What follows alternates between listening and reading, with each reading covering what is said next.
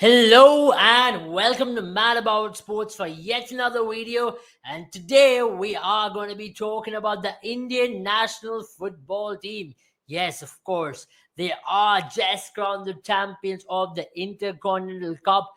Back-to-back championships for them in the Intercontinental Cup. Defeated Kenya last time around in 2018, and once again regaining the trophy at home of the Hero Indian Intercontinental Cup. So this massive trophy for Indian national team, just an ideal boost before the South Asian Football Federation Championship. So this is a massive game this was a massive tournament for Indian national team.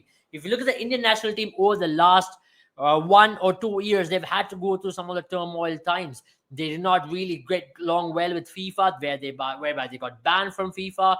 After that, they had not the ideal qualifiers for the Asian Football Championship, which will happen earlier next year.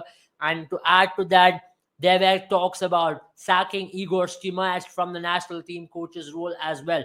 And the biggest question was, why aren't India able to have the performances which they had under Stephen Constantine? So there were majority of this question because there was certain improvement for India under Stephen Constantine towards the latter end. But then after he left the team, under Igor Stimac, the team definitely took a lot of time to get used to a new coach, new system, and also at the same time, teams having to play a very few number of matches under the new coach. Though there have been national camps set out, the number of matches they played together as a team was very minimal. And that is where the Indian team over the last few months have really come of ages, especially in terms of getting on winning runs and at the same time getting the W near to their bucket. So that is very important.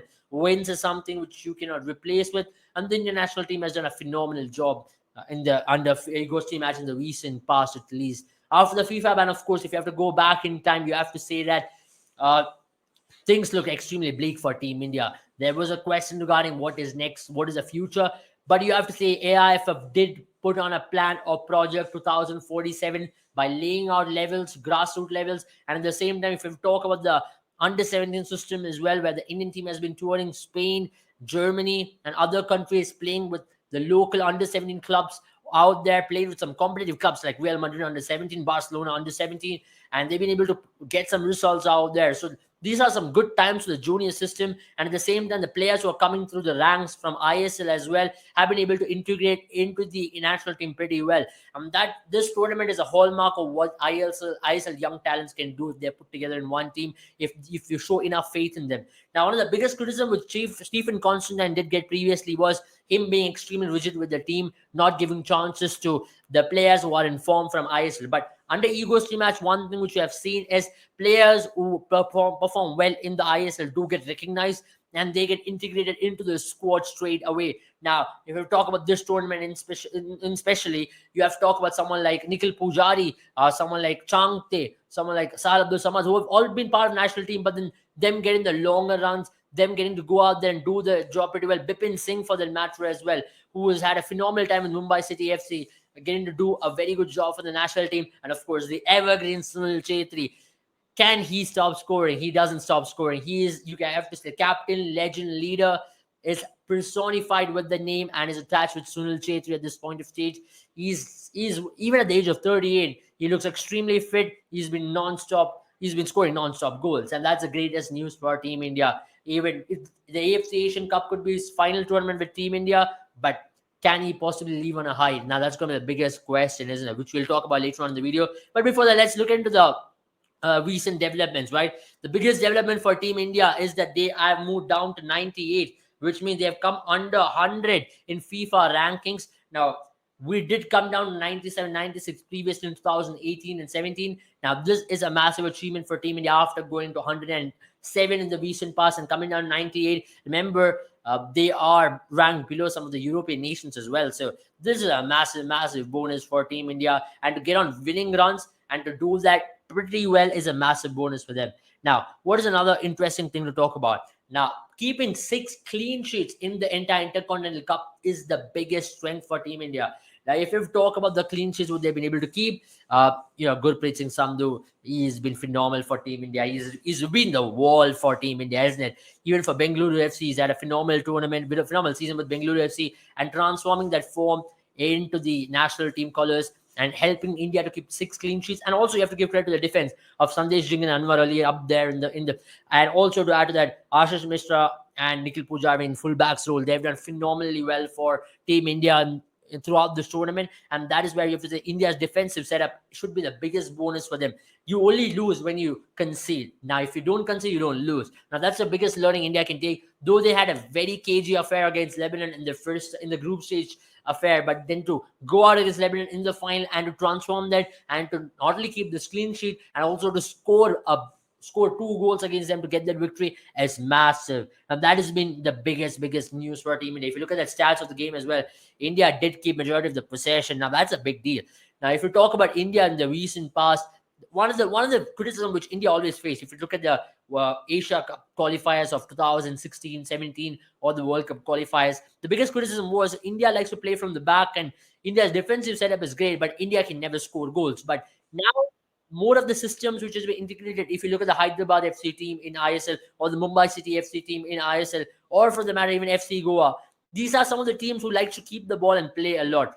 So the majority of the players coming from these teams who are comfortable on the ball. Now, the levels of keeping the ball and playing in a country like India, or when you compare with stronger Asian nations, like for that matter of Australia, Japan, South Korea, or any other nation, is going to be massive. It's going to be a lot of difference because India as a systematic country in terms of football, in terms of developing a philosophy, is still upcoming.